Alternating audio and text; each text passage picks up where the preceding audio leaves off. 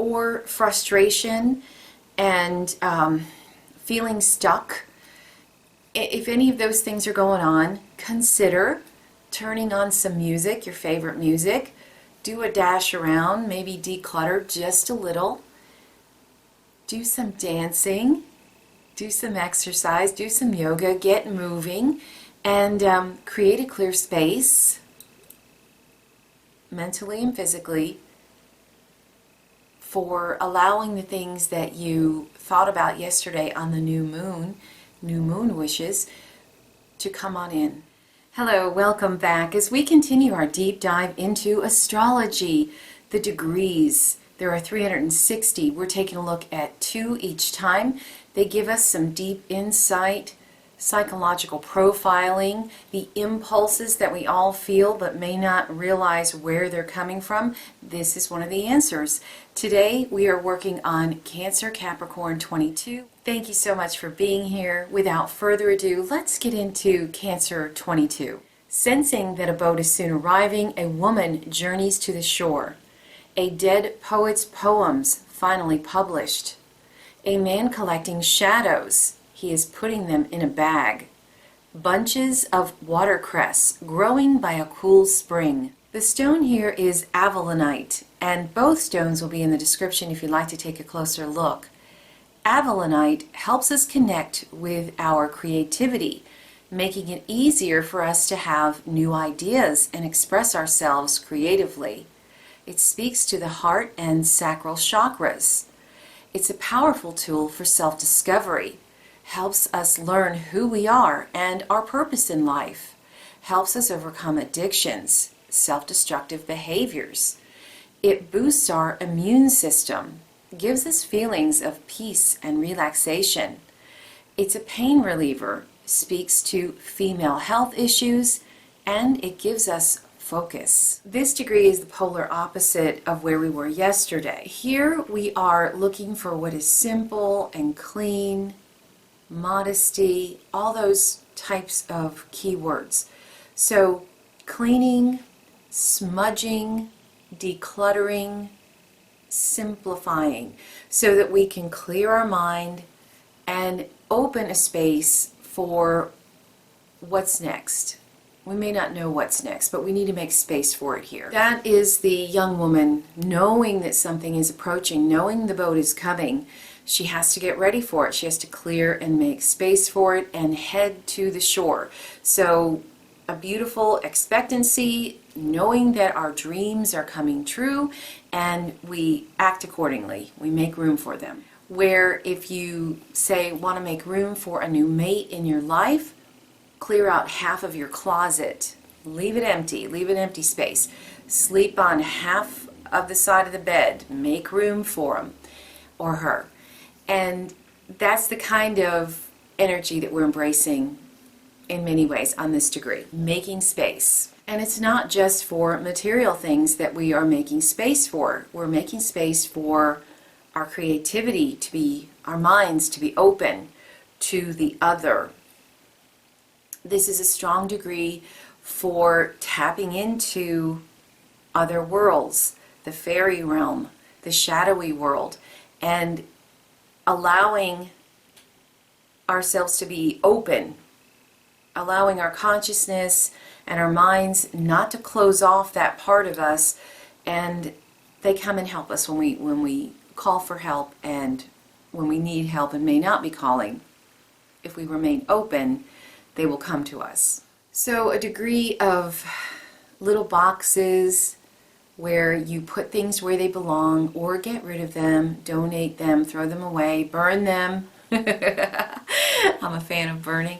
Smudging, cleansing, so that we make room, and also so that we understand how the things that we have collected, by putting them and arranging them, say in a shadow box, that's one of the backstories here.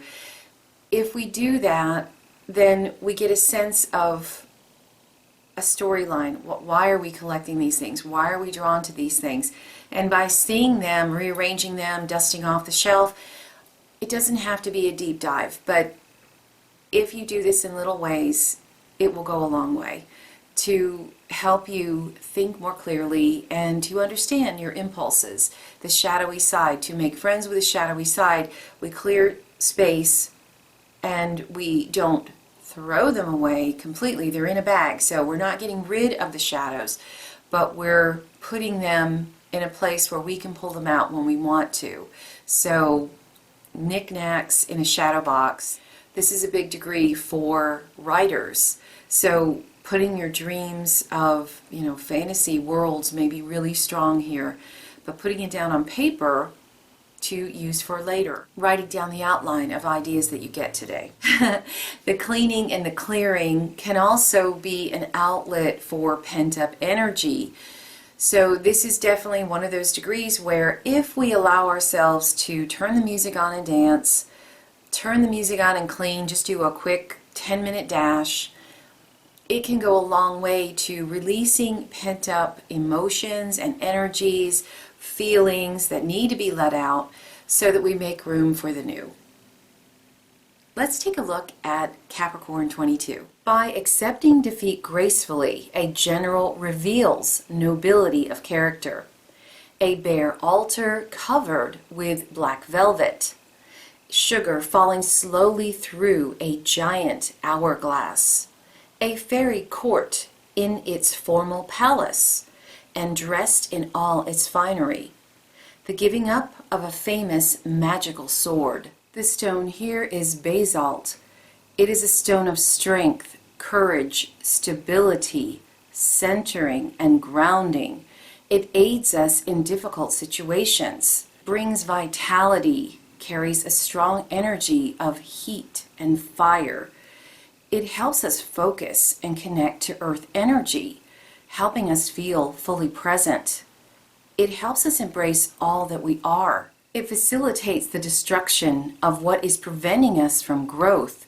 Then it helps us blend all that we are as we transform into who we want to be. Graceful admissions of wrongdoing or mistakes.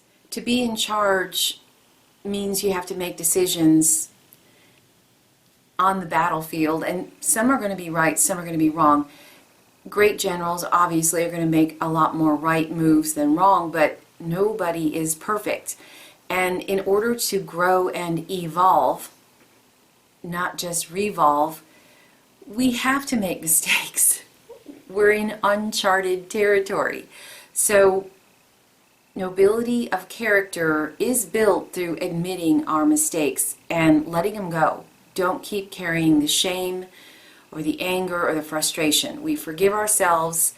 We admit to ourselves what we've done wrong. We admit to others when we've done things wrong, and we move on gracefully. By doing that, we stop carrying the wounds of our past defeats, and we can be fully present here now. We're meant to delight in what is right in front of us, in the sun, basking in what is right now. Keeping the channels open between who we are and the spiritual realm. We allow help to come into us. If we're carrying around a bunch of garbage or guilt, shame, anger, hurts from the past, we're too dense to density and dense. It can go both ways. And we miss the subtle messages that come through by spirit because they are subtle. Meaning, if you're not open to them and looking for them expectantly, like the woman waiting for the boat on the other end of this axis, you are going to miss them. So being open to the spiritual realm, and however it chooses to come to you, whether it is a fairy, whether it is the dream, whether it is through your computer talking to you, it just depends on where the energy is able to come in at the time, is how spirit will get through to you. But being open is the first key. If you're not open, you're shutting it all down. So being the embodiment of a receptive place. And when I say being open, that means letting go of assumptions as well. Because if you hang on to assumptions, you don't let things change, and that keeps you stuck. Not necessarily who you're making assumptions of or what you're making assumptions of, but you're holding yourself back. So think about how you might let some assumptions go. And a way just to bring that point home is that a sinner can change and become a great saint, and a pope can be a criminal.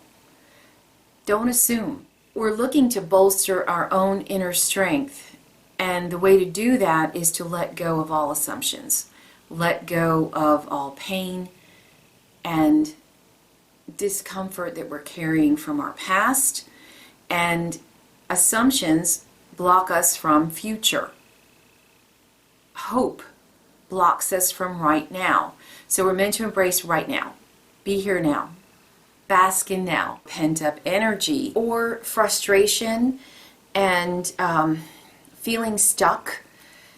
If any of those things are going on, consider turning on some music, your favorite music.